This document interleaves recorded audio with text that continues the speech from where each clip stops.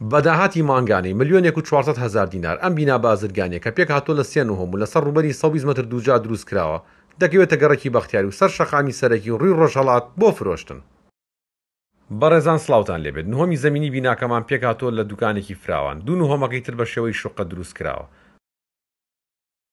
هەردوو شوقەکە هەمان نەخشە و پێکهاتیان هەیە کە بریتە لە هۆڵێکی فراوان و ژوورێکی نووستن و مشتەمەلات کە دەتوانرێت بۆ مەبەست نیشتە جێبوون یاخود سنتەر و ئۆفیس و یان هەر مەبەستێکی تری بازرگانی سوودی لێ ببینرێت.